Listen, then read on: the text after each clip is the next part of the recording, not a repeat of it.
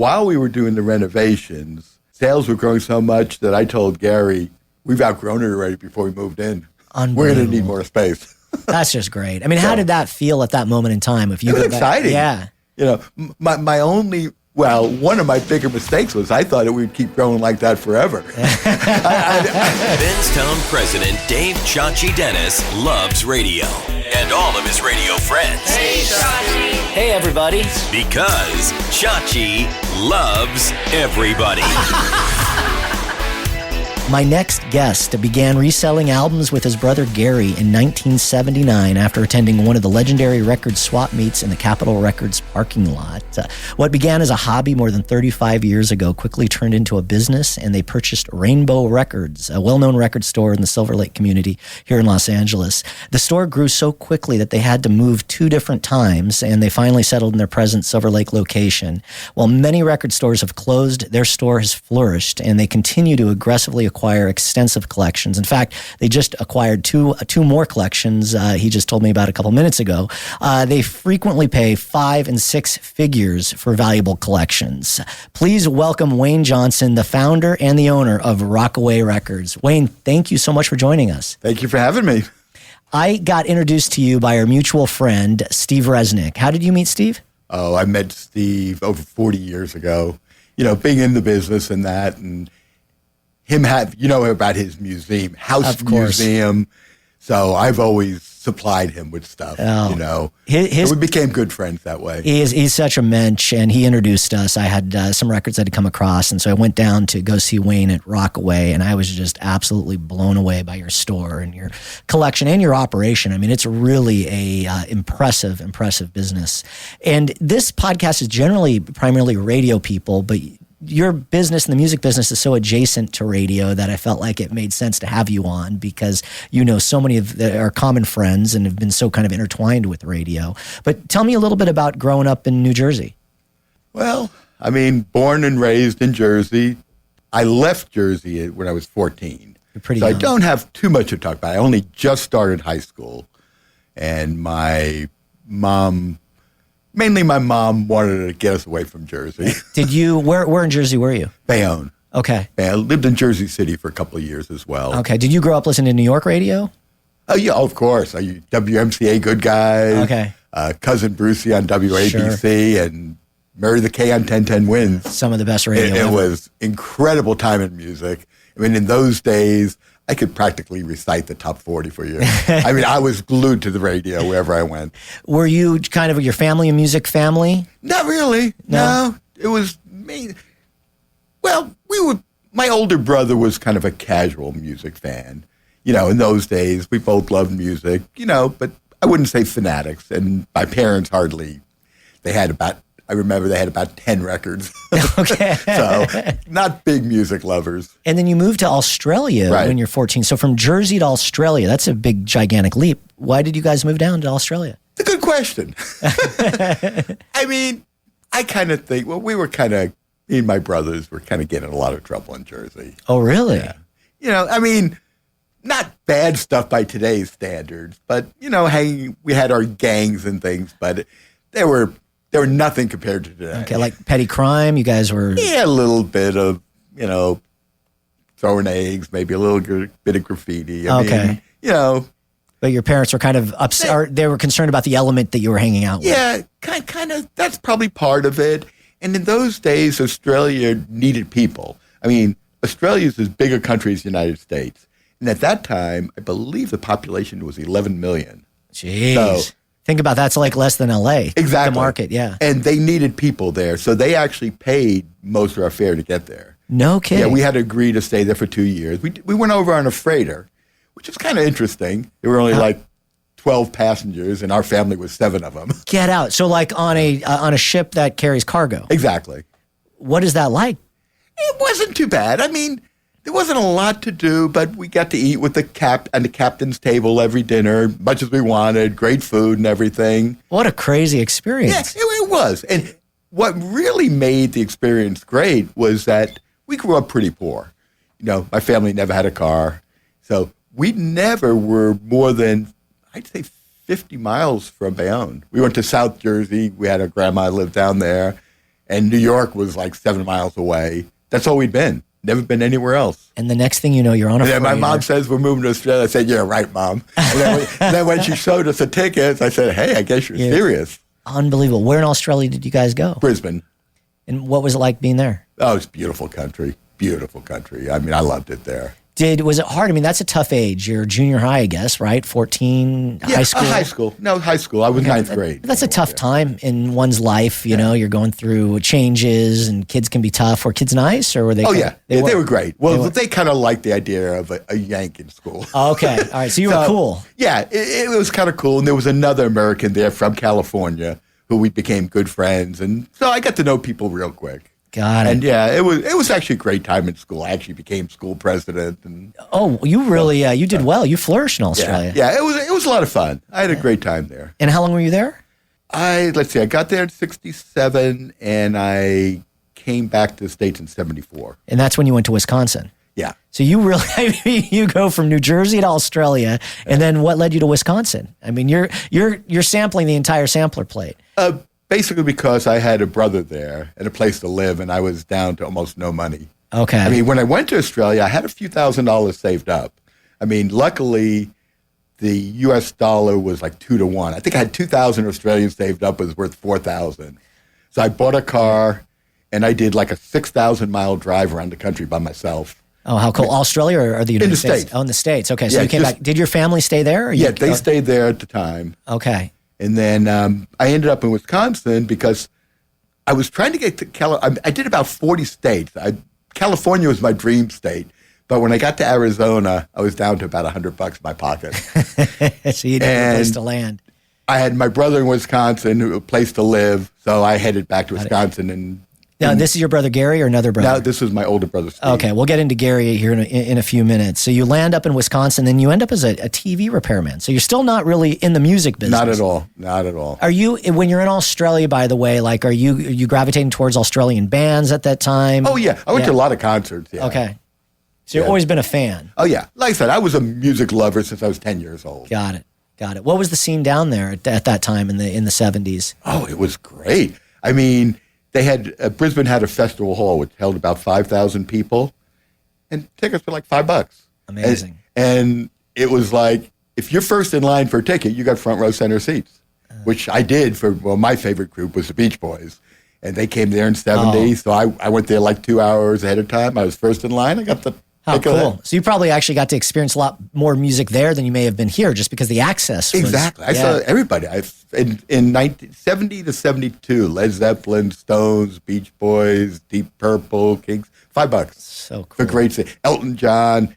The place was half filled. He was just getting started. So. Jeez, man. I've always been so impressed with Australia and the creativity that comes out of that country. You had, remarked there's 11 million people there. I don't know what it is now. But it's a lot more. Maybe 20 million or something. Yeah, but still a country that small, but per capita, the talent that comes out of that country is unbelievable. It really is. I mean, musically, acting, it's really very, very impressive. I've always also been incredibly impressed with the radio that comes out of Australia. Actually, the gentleman, Tom Green, who oversees our custom imaging department, is Australian. He's incredibly talented. So really a country that's just filled with creatives. So you're in Wisconsin, you're staying with your older brother. How did you take up TV repair? Did you get trained? Yeah, I worked for a TV repair shop in Milwaukee. Okay. So you're just, and then from there you end up going to finally you get to California, which you wanted to go. Actually, I was almost ready to go back to Australia. I actually booked a cruise back to Australia. And Milwaukee is not a great city. I mean, it's a big city, and to be honest with you, I was looking at a house. There was a house a block away from my brother's house for sale, 3 stories with like $8,000. Jeez. And I was thinking, wow, I could probably afford that. And then I started thinking, do I want to live in Wisconsin? Right. And I said, nah, I think it's time to go back to Australia. And I did book a trip. I put a deposit down, a trip back to Australia. I was planning that. And then I got a call from my in-laws who lived in California. This was like October, November. It was probably already 20 degrees in Milwaukee. And she said, oh, it's 80 degrees here. We're heading to the beach. You should come and visit. And that was it. I said, because California, I'm a huge Beach Boy fan. So I always wanted to see California. So I said, maybe I should go to California before I go back to Australia. So I canceled my trip, went to California, and fell in love with it. You were sold. I was like, what would I have been, 20, 21 years old, single, California was a dream place. I loved the California girls and, and everything else about it. Yeah, live the life that you heard about in the songs for all those years. Yeah. So, it was like no turning back. And you get a job, you're working at Alltech, and you're an electronic technician. Exactly. And what was that? So you're working on equipment? Stereo equipment. They made high-power amplifiers. Okay. They did, they were called the voice of the theater. They made the speaker systems and amplifiers for the movie theater. I see. Yeah, got it. High-end professional. equipment. So would you go into theaters and do installations and things like that? Well, I didn't do that. I was the kind of repairman. All the things that came off the line that didn't work, I had to troubleshoot them and fix them. Got it. It's solid state gear at that time, or is it tube? Yeah, no, it was already solid state by then. Okay. Yeah. Yeah, I love all that old stereo equipment. I don't know if you noticed the Macintosh system that we've got here. But with tubes. Yeah. No, there's something about it. I just kind of like, and I think why I gravitate to your store as much as I do as well. So you're working in electronics. Your brother Gary, and is Gary your younger brother? Yeah, he's about 7 years younger than me. Okay, and he moves in. Was he living in Australia and then he came? Yeah. Well, what happened was when I decided to stay in California, my parents were thinking about, well, maybe we should think about coming back. So she came for a visit. She brought two of my brothers, Gary and my youngest brother, Alan, with him basically for a visit. And then she decided, it's time to move back here. So she left the two brothers and went back to get my dad and sell the house and everything, come back. She left my youngest brother with my uncle in Phoenix and then left Gary with me. Okay. Was it nice to be reunited with family? Oh, yeah. I'm sure, yeah. Oh, of course. I hadn't seen him in 7 years or something. Oh, it had been a long time. Yeah. So it was great. Yeah. Australia is not the country that you can, it's not like a weekend trip. Exactly, yeah. It's an adventure to get there, obviously. So you get reunited with Gary and your family, which is great. And he starts working at a record store in Fullerton. Right. The Music Box, it was called. And he's really, obviously you both are music fans, but he kind of led the charge into what you guys are doing today. Yeah. Well, basically, I think he was even more into music than me. It was like I loved music, but I think he was more into the details and more obscure records and things like that. He really dug deeper. Okay. Well, I was a top 40 guy mainly. I loved the top 40. I grew up, to me, the top 40 was amazing in the 60s. Sure. I didn't need anything else. Yeah. He liked the B-sides. Yeah, exactly. So he dug a little deeper, and working in the record store, he heard about this Capitol swap meet, and which was on I think it was a Sunday night, first Sunday of each month in the Capitol Records parking lot. That's so cool. So there's this swap meet. I was unaware of it, but literally everyone would get there and just kind of open up the back of their car. Yeah, and it was unofficial. It wasn't organized. It was actually the parking lot, a public parking lot, right adjacent to the Capitol Tower. That's so cool. And people paid $5, parked, opened their trunk, started selling records. That's great. And this mostly like people that just want to kind of trade things out of their own collection and acquire new pieces. Yeah, mostly things like that. And to be honest with you, I really didn't want to go. So did you guys go there just kind of attend it, or did you go there, did your brother have some records he wanted to sell? No, not at all. No, he just heard about it and wanted to see what it was like. Okay. And I think he bugged me for about 6 months before I finally took him there. It was like, I was 21 years old. Who wanted to go to a swap meet on a Saturday night? Yeah, you're really young. So he's what, how much, you said he's like 15, 16 then? Yeah, something like that. Oh my gosh. Yeah, so finally I gave in. Okay. Yeah, he didn't have a car, so I brought him there, and it just opened up both our eyes, because he knew nothing about collectible records either. And I used to go to yard sales all the time looking for old TVs to buy them, fix them up, and sell them and that. Oh, okay. Never bent down to look at a box of records. How funny. After the Capitol swap meet, then it changed. We learned, hey, old records could be worth $50 or $100 in some cases, which was a fortune. Oh, yeah, for sure. So, right away, I was already going to yard sales every Saturday looking for TVs. Right. So this time, Gary started coming with me, and I was still looking for TVs, but we started looking at the records too. And we were starting to find a lot of stuff, and we didn't know what we were doing in the beginning, so we were buying all kinds of crap that we practically had to give away, but we did find some gems. And then what really got me excited was at one swap meet, yard sale, there were no records out, but I always asked. I said, "You got any old records?" "Oh, I think I got a box of records. You know, came out with a box of 40. Oh, they're a quarter a piece if you want them." And there were 2 Elvis Presley Unsun. No way. Which at that time were probably worth $100 a piece. But that's 25 cents to make 100. Oh, yeah, that's amazing. I used to work for 2 days on a TV to make $100. Yeah, that's an incredible I said, return. wow, this may actually be a business instead of a hobby. The part I love swap meets, I love garage sales, and to me it's just kind of going on that treasure, looking for that hidden treasure, and it's the journey. When you can uncover something like that and tell the story, that I love that. Yeah, well, it's totally different today. In those days, there was no internet.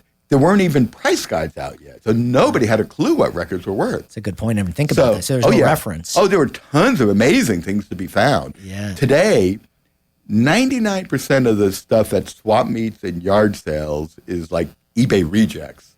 I go to the Rose Bowl all the time. Right, I do too. And I would say 95% of the records they have there, which people ask like $10 to $40 for, I wouldn't take for free. Really? They're just trashed Beatle records that are worthless, in my opinion. Every now and then I find a gem. I mean, I do find gems occasionally, but it's few and far between. So much better. The ocean was far better fish in the ocean at that point. When you were doing it. Yeah. So you guys get inspired, and a few months later, you start selling records by mail order through Goldmine magazine. How did that work? Well, Goldmine was the Bible of record collecting. I don't think England's record collector quite started yet. That started a couple years later, I believe. So that was the only game worldwide. And this magazine, you'd put like classified ads in there? Well, we would actually, I don't know how we started.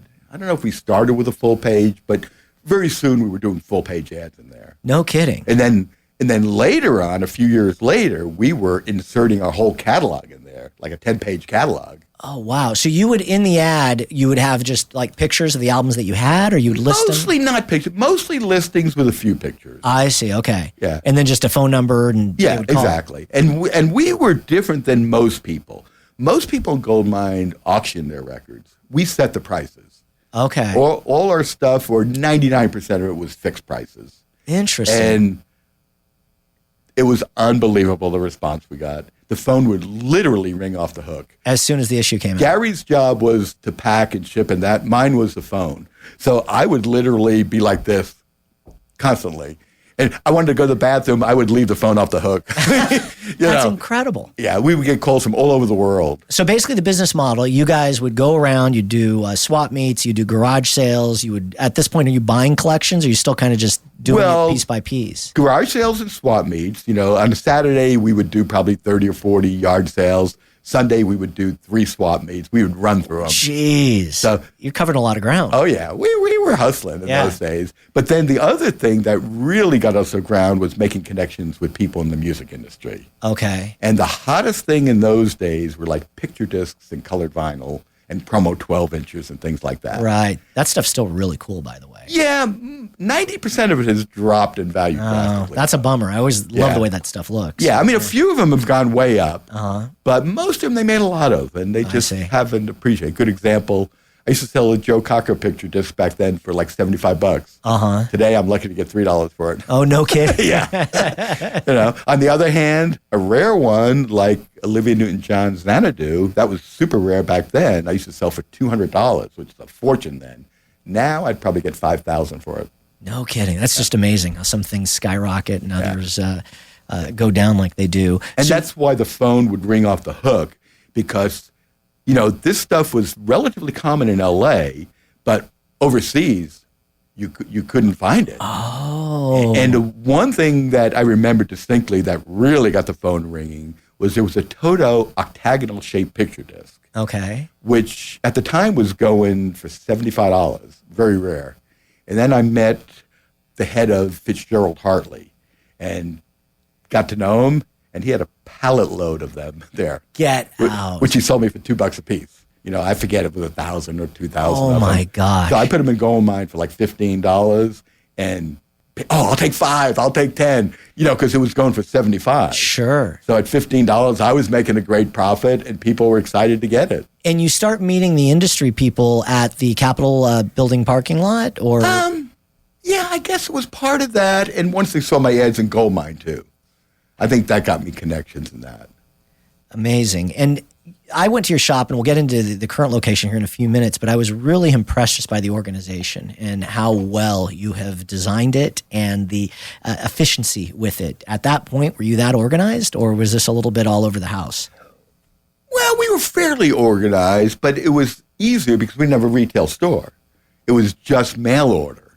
So when you didn't have a store to worry about it was kind of easy to be organized. The store made things a lot more complicated.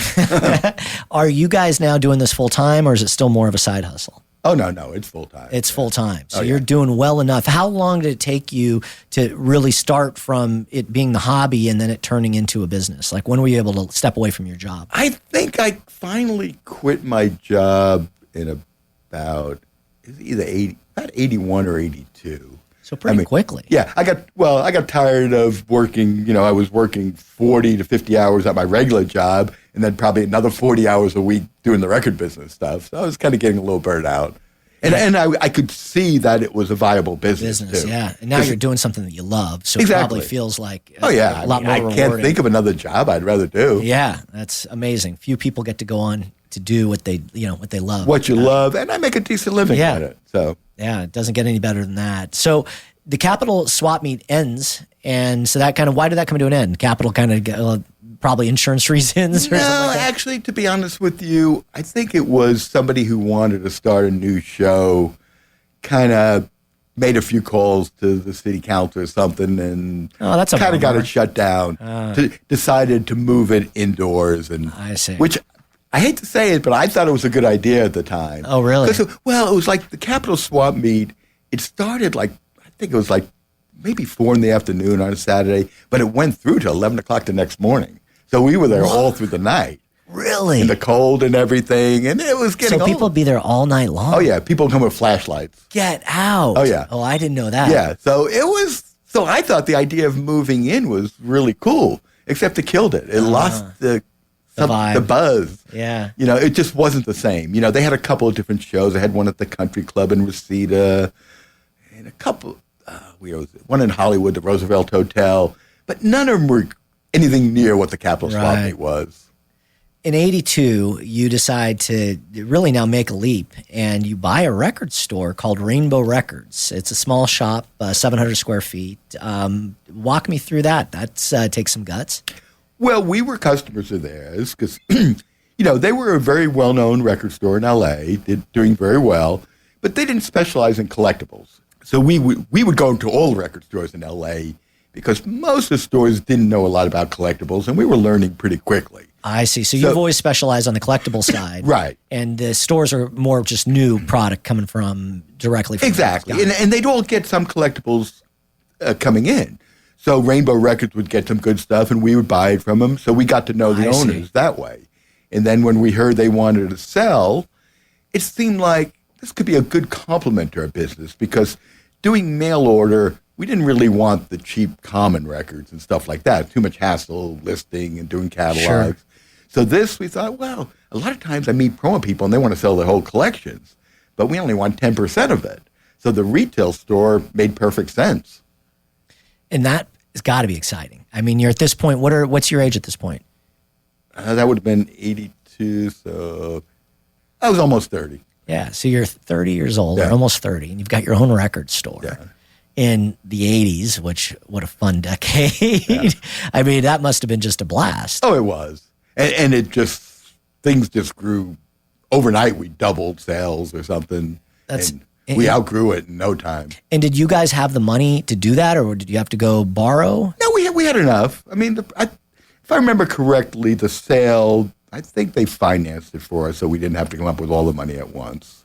Have you always had that entrepreneurial spirit? Because it's a commitment. I'm impressed as an entrepreneur that, going from operating, while you're doing it as a business, you're operating at your house, you don't have the overhead of rent, you don't have other things that go, employees probably, it's just you and your brother. Right. All of a sudden, a record store, things change dramatically because you have a location, insurance, all these other things that you probably didn't have to worry about before. Yeah, it was more complicated, but luckily, with the buy, the owner of the store agreed to stay on as manager for a year. That's pretty savvy of you. Yeah. So you had an earn out for him. Exactly, because we didn't know anything about retail. Yeah. So he ended up staying about 7 years.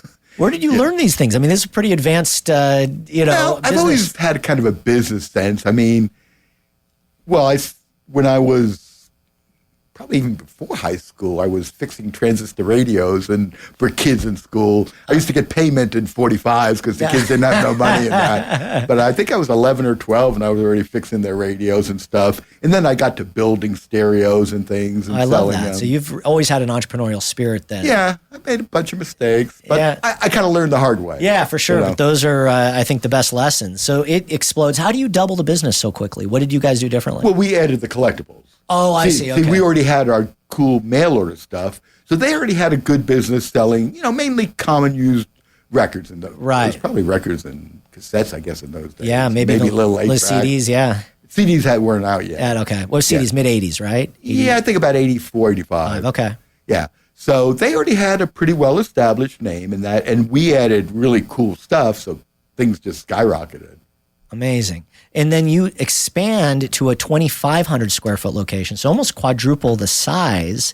Right. You said, and I'm reading off of your bio, but closed the West LA warehouse. Was that like Warehouse Records that closed? Oh, no. We were renting a commercial space for our mail order operation. Oh, I didn't understand that. Yeah. So your mail order operation had gotten so large that you no longer could operate out of the house. So you had a warehouse. Yeah. It was partly that, and our house was in Brea.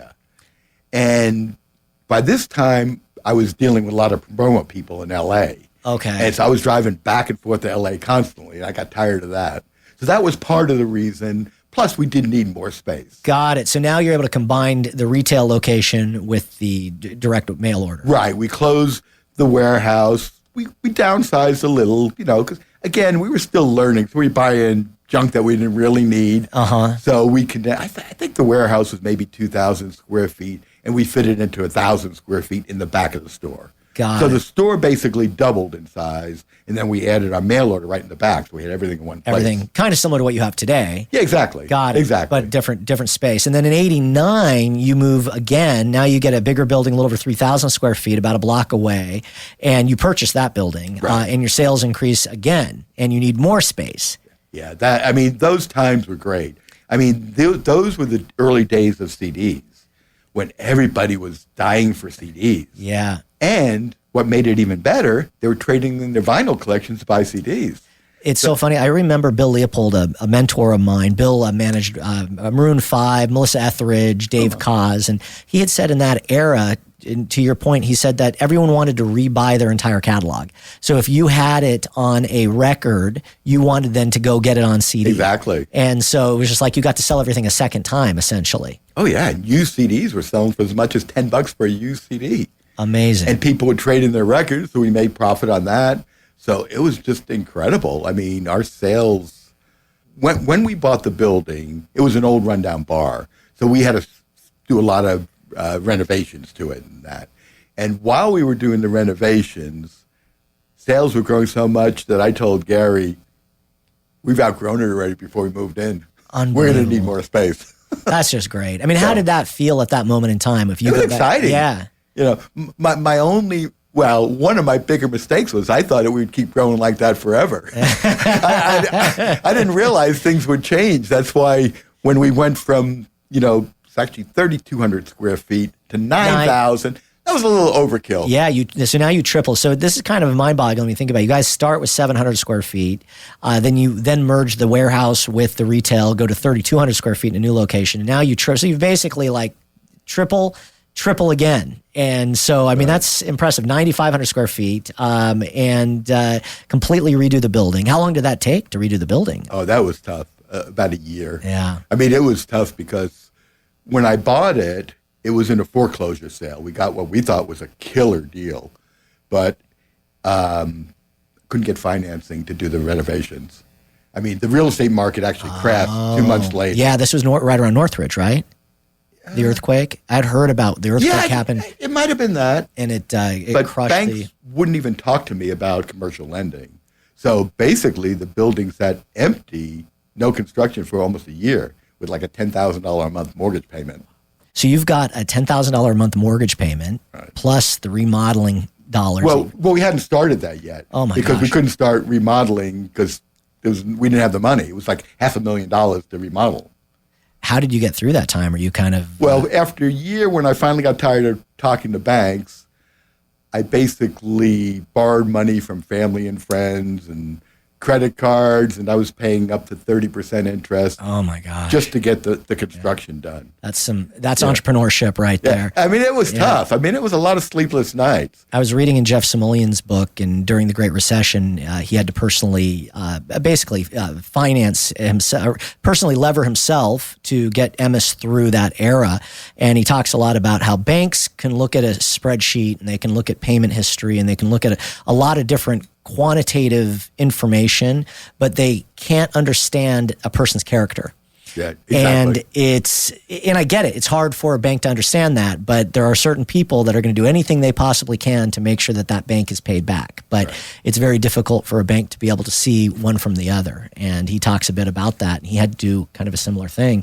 Were you personally overextended at that time? Oh, probably. Oh, yeah. Yeah. Yeah, but it worked. I mean, once we got the construction done, then the bank was able to finance it. I see. Once we had it beautifully remodeled and that, basically rebuilt the building. Rebuilt it. Then it was like collateral then. Yeah, they had good collateral. And we were the only tenant, and we had a successful business. So then they gave us a good loan. Shrewd to buy a building at that time. I mean, it took a lot of guts, but also a lot of foresight. Yeah, well, at the time it seemed great. A few months later, I thought I made the biggest mistake of my life. Really? Just because? Because of how long it took me to get it done and the expenses. It could have easily bankrupted us. In 92, you're finally able to move in to the new building. Right. And once it was done and you get, finance from the bank and you're going through that whole kind of, nervous period, was it finally a big celebration for you? Oh, yeah. Yeah. It was amazing. We became the biggest store in Los Angeles. This was like, I don't remember, maybe 5 years before Amoeba moved to town. So we were the biggest. I mean, would you have ever thought that, 15 years earlier, it starts at a swap meet, that you would own the largest record store in Los Angeles? Not at all. Not at all. Did you ever pinch yourself and just go, I can't believe At this time in business, is most of it, or is it more memorabilia, more new product, or kind of a combination of both? A lot. I would say probably at least 50% was CDs. I mean, because CDs were still super strong. Right. But unfortunately, after we moved in, we really didn't grow. That was the mistake. I thought things were going to keep growing. But about that time, I don't know if you remember, but big retailers like Best Buy and that were selling CDs for less than my wholesale cost. They were putting CDs on sale for $8.99, which I was paying $12 from a distributor. Jeez. It was like a loss leader for them. Exactly. They wanted you to come and buy a CD and hopefully buy a refrigerator or a stereo. So, and there were a few other people doing that as well. And so things didn't grow. I think we kept about even. But that really wasn't good enough for the overhead. Sure, that's fascinating. I remember reading in the Walmart Effect, there was kind of a similar situation.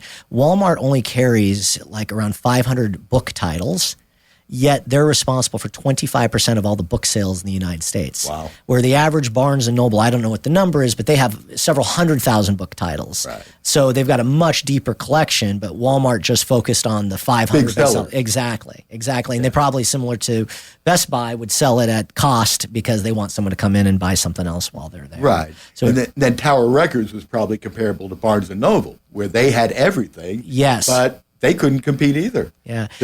How do you liken through this period now as things are starting to kind of decrease, CDs of, downloading and so forth?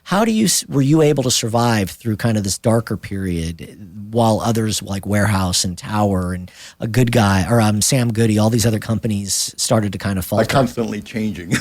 Well, the first thing we had to do was, I realized we have way too much space. So we started renting out space. Well, I became a commercial landlord because the building across the street, which we owned, at that time, I literally couldn't give it away. Really? Yeah, real estate was so bad then, and Silver Lake wasn't known like it is now, that I was trying to sell the building, but I offered to people for free, just take over my note, and I think I even offered somebody $50,000. Nobody wanted it. No kidding. Yeah, and I was renting it out for, I think, about $2,000 a month, less than my mortgage payment. So I was desperate to get rid of it. That's got to be incredibly scary. So things are starting to kind of, you guys get to this expansion, you're in your brand new building, but things now start to slow because of the Best Buy selling CDs for less than what you can buy them for, Apple introducing the iPod, all these things starting to kind of change. Lots of changes. Yeah, lots of changes. And so you downsize your footprint and then you sublease, or not sublease, but you lease out parts of your building to other tenants. Exactly. To kind of get through. What product did you get rid of then, now that you no longer had the space for it? That's a good question. That was a long time ago. Yeah. I think we were just basically being more picky, not trying to have everything, just to weed it out a little bit of this, a little bit of that. And when the other companies, the Towers of the world and so forth, would that give you some lift when they were going out of business? I think so. I think the sales did go up a little bit then. Yeah. But, I mean, the thing we did cut down, now that I remember, is probably new CDs. We used to have a huge new CD selection. But, because of the markup was so low and it took up so much space, we did cut down on that a lot. Used CDs were much more profitable. Got it. So were there any times when you were thinking maybe I should just close this whole thing down? No, never got that bad. Luckily, the real estate business boomed for us. Okay. The real estate kept growing and growing, and and even across the street, because I couldn't get rid of the property across the street, nobody wanted it. I formed a partnership and built another building next to it. We had enough land there, so by the time that got done, it was at least breaking even. That's brilliant. Do you still own that building? Yeah. Unbelievable. Yeah. So you own the building across the street plus the building you're currently Actually, we own half of each. Okay. I formed a limited partnership. I see, with other investors. So for a property that I couldn't give away 30 years ago, we own half of it, of basically a $5 million building. That's amazing, So, man. so it worked out pretty well. Yeah, it worked out fantastic. And you've gotten to do something that you love the entire time. Exactly. So you operate now in about 3,200 square feet. The pandemic hits, and up until the pandemic, you could walk in regular store hours and you were manning it all day long and so forth. What percentage of your building or business prior to the pandemic or leading up into the pandemic was mail order versus people coming into the store? Don't know for sure, but I would probably guess 60 mail order, 40 store. Okay. And then the pandemic happens, and you guys obviously have to shut down, and you're shut for several months, and that kind of leads you to rethink things. Right. We shut down completely, mail order, everything, for, I'm guessing, around 2 months. And then we started doing mail order. Things started to ease a little bit, and, we felt it was safe enough for my employees to come in. So we started building up the mail order, and the mail order just was better than ever, because we were the only store closed. Almost every store in the country was closed for a while. So all these music lovers and that went online for the first time in a lot of cases. Right. And I think the pandemic also sparked people and re-sparked people's interest in their hobbies. Yeah. It gave them a moment to go, oh, I really love music or my vinyl collection. And there was a spark in a lot of collectibles. But when you guys got in after being gone for a couple months, was just this a huge queue of orders just waiting for you?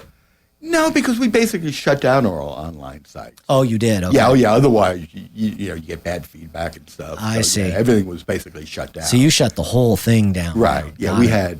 I think we had 4 online stores at that time. And we shut them all down. And then once we reopened them and we saw the orders coming in, we said, hey, this is pretty cool.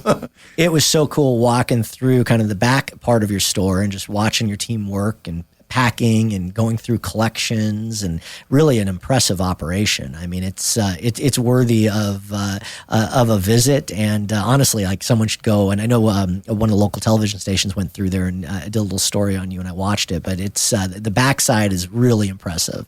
Talk to me a little bit about what you focus on now, post-pandemic. Obviously, mail order, but I want to talk about more like the memorabilia and the collections and so forth that you're seeking. Yeah, well, that's our prime goal these days. We actually got rid of 99% of our CDs, 100% of our DVDs, no more of that. And we're phasing out the low-end vinyl as well. We're really focusing on high-end vinyl, memorabilia, posters, autographs, things like that.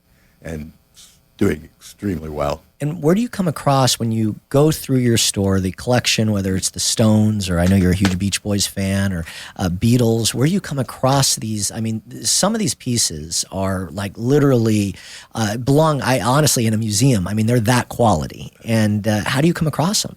Well, a lot of them come from old customers of ours. Unfortunately, a lot of our old customers are passing away. And most of our customers have told us that if anything ever happens to me, my wife's got your phone number. Because they know we're trustworthy and they know we're going to take care of them. Where not everybody in this business is honest, especially if you've got a wife selling a husband's collectible collection. She doesn't know anything about it. There's a lot of unethical people in this business that will take advantage of her, and they know we would never do that. You guys have a remarkable reputation, and I've shared the story of going to visit with several people because I was so impressed by it. And they're like, "Oh yeah, I know Wayne. I've been there before." I mean, I feel like more people than not that live in the city have been to Rockaway Records. Do you have a personal collection? Not really. No. Minimal. I mean, I was being a Brian Wilson Beach Boy fan. I was collecting the Beach Boy stuff in the early days. It was incredible. I was seeing all this stuff I'd never seen before, and we were, getting it at wholesale or, relatively low prices. So I started, I'll keep this. And finally I said, do I want to be a collector or do I want to start a business? Right. So I said, I'm going to put my collecting aside for now, let the business grow. And then when I can afford it, then I'll start collecting again. But I'll be honest with you, it's like I've had so many amazing experiences. I got to know Brian Wilson pretty well. Hung out with him a few times and things like that. And it's like the material stuff lost the interest. I don't have the desire. I mean, except for a few prime items I have, things that I can display on my wall or a couple of really special things I've got stashed away. Some of the special things, I mean, you've got, when I was in there the other day, I felt like there was at least 3 or 4 like full-on autographed Beatles pieces. That, by all 4 of them, some incredible Stones. I know that you go through there and I'm just like, it's so impressive. All the, you were telling me how the punk and a lot of the, and Darren will appreciate this being on Hair Nation, but a lot of the rock has really become more of the punk and more of the alternative stuff has become really big again. Very clear. I mean, that stuff is growing faster than Beatles. But the great Beatles stuff is doing really well, but it's not appreciating as fast as the punk stuff. I mean, last year we got probably one of the world's best punk vinyl collections. And it's like Misfits singles that 10 years ago were maybe $500 in that, are now $10,000. Unbelievable. I mean, things have just skyrocketed on that stuff. And a lot of the tour merchandise, the shirts and the hats and so forth. The early stuff, yes. The vintage T-shirt market's incredible. I sold an Iron Maiden T-shirt for like $2,000. So cool. And it's unbelievable what people pay for that. And the nice thing about T-shirts is the collectors aren't as picky about condition like with vinyl. Interesting. With vinyl, the difference between a good condition record and mint condition is drastic. Like everybody calls all the time, I've got all the old Beatle records. A good condition Meet the Beatles from '64 is worth about $20.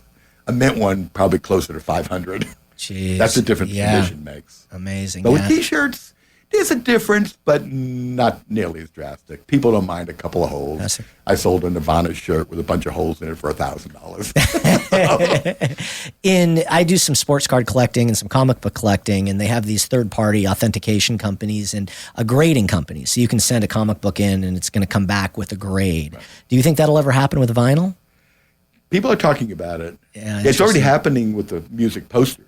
It is. Oh, and it's making a huge difference. I personally not crazy about it, but some of the prices are staggering what they're getting just because it's slabbed and graded. Right, slab. That's what they call it. Yeah. I know they've been doing coins and stamps like that, and it's kind of very, very fascinating. And these slabbing companies got so busy over the pandemic, you had to wait over a year to get your cards back or your comic books back. It's kind of normalized now, but it's definitely changed the hobby dramatically. Yeah, I really hope it doesn't happen with vinyl, especially with sealed records, because sealed records, even now, are so difficult to tell if they're authentic or not. Really? There are so many people on eBay rewrapping their records and selling them as originals. No kidding. I know one guy that spent, I think he spent almost $75,000 buying sealed records, and they're all phony. Oh, man. But they do an amazing job, but you really got to look at them. And once they're slabbed, if they make a mistake, there's no way you're ever going to know. Right. So I hope it doesn't happen. Fascinating. Well, you have to keep me posted. It's certainly been very interesting to watch on the baseball the baseball card side of the business. So you right now really just are open during appointment only. So Correct. you kind of used to have, 50, 60 customers a day, and now it's more like 5, 6 customers a day, Exactly. but higher end customers? Oh, yeah. Got it. Oh, yeah. Yeah.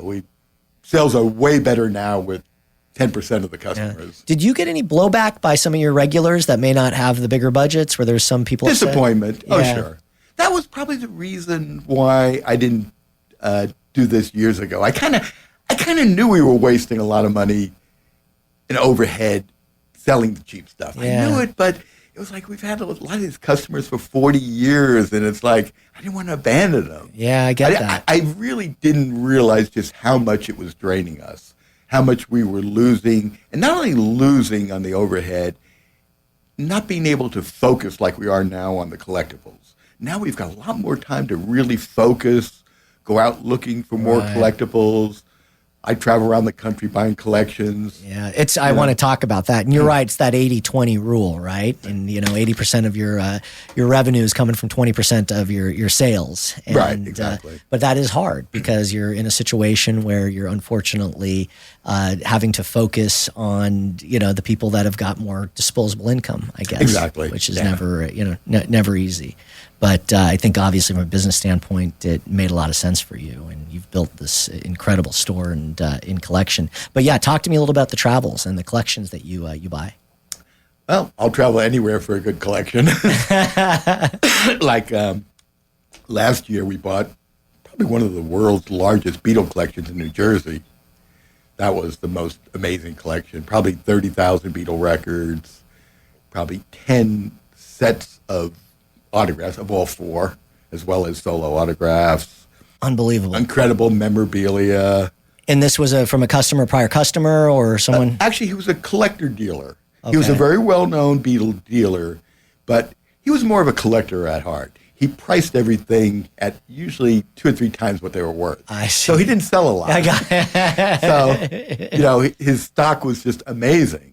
It's just unbelievable stock. And he just felt like it was time for No, him. he passed away. Oh, he passed away. Yeah, young guy too. Very sad. That's a shame. Very sad. When you go into a situation with a collection like that, how long does it take you to price something like that? Or does the person usually have a price in mind?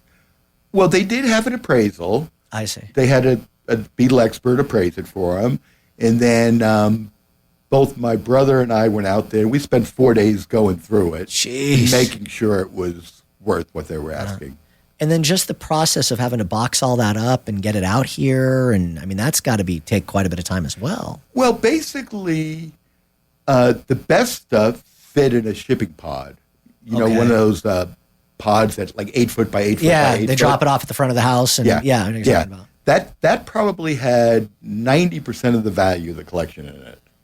The rest of it, we had a big moving company move for us. Okay. Which was like 20 times more stuff, but mostly lower end stuff. I got it. Back to the 80-20. Yeah. Well, actually, out of the 30,000 records we bought, probably 28 or 9,000 we just wholesaled. We didn't want to deal with them. Interesting. You had mentioned that when I was at the store. So there are other dealers that you work with in your network that maybe focus on kind of the lower end stuff. Oh, so yeah. Plenty of them. So you'll call them up and say, hey, I've got this great collection. I'm not interested in this portion of it, and then do a separate deal with them. Yeah, I've got dealers lined up for everything. One person buys vinyl. I got another poster guy. I even have a CD guy. Got it. Magazine guy.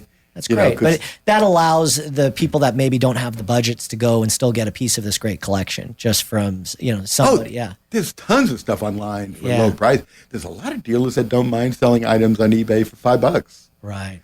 We just can't do it. Yeah, even at it's a lot of work. $50, we're lucky to break even. Sure. Very interesting. So impressed with the business. The celebrities that go through your place is really impressive. I saw on your Instagram account. And by the way, if you do not follow Rockaway Records, it's at Rockaway. Is that your Instagram handle? Do you know? I honestly don't know. Go to the website, rockaway.com, and then there's links. Yeah, but Steven Tyler was just in the store. Talk to me about some of the celebrities that come through there. Yeah.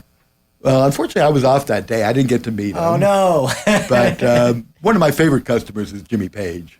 So cool. He's been in a few times. Robert Plant's been in. Amazing. He's only been in once. And he's not a collector. He just bought a few CDs. But Jimmy's a real collector. And it's just exciting watching him get excited. You know, he sat in my office one time for an hour going through actually bootleg records. Amazing. That is so cool. You know, and it's like just listening to him talk. Like we sold him one record, Johnny Burnett and the Rock and Roll Trio. It was like a $3,000 record. Really? And then, you know, he sat and told me, this is how I learned to play guitar, by buying this record in 1956. I listened to this over and over again, and I learned to play guitar by listening to it. How cool, man. So, yeah. What a great story. Great story. How did Steven Tyler learn about the place? He's buddies with Ross Halfin, who's a very famous photographer, rock photographer. And Ross is a regular customer. He actually brought Jimmy in the first time. Your store has that effect on people. Like I've just been walking around telling, you know, Darren, I was saying, hey, we got to go check it out. You got to go check this place out. It really is a store that just evoked, at least in me, and I think a lot of people, like just an emotion that you want to share it, which is cool. It's hard. I've got so much respect for what you've created because it's beautiful, the collection and the history and the nostalgia and the preservation that you've done for what I think is so incredibly important. But B, you've built a successful business and something that you love doing, and that is really incredibly difficult. You should be commended on the business you built and the success that you've had, and just the reputation, which is also sterling. Thank you. And the most important part is after 43 years, I'm still having fun. That is the most important part. Yeah. Well, Wayne, thank you so much, man, for taking the time to come in. This has been absolutely an honor. And if you haven't been to Rockaway, check out the website, check out the Instagram account. And if you live here in LA or you come to visit LA, definitely put it on your list. You will not be disappointed. Thanks for listening to Chachi Loves Everybody. If you like the show, we hope you leave us a 5-star rating and tell your friends. Please make sure to subscribe on Apple Podcasts, Spotify, or wherever you listen to your podcasts. This has been a Benztown McVeigh podcast production. Hosted and researched by Dave Chachi Dennis. Executive producer, Darren Silva. Producer and editor, Jake Urbanik. Show coordinator, Estefania Padilla. Marketing and distribution, Suzanne Aksu and Robbie Gessel.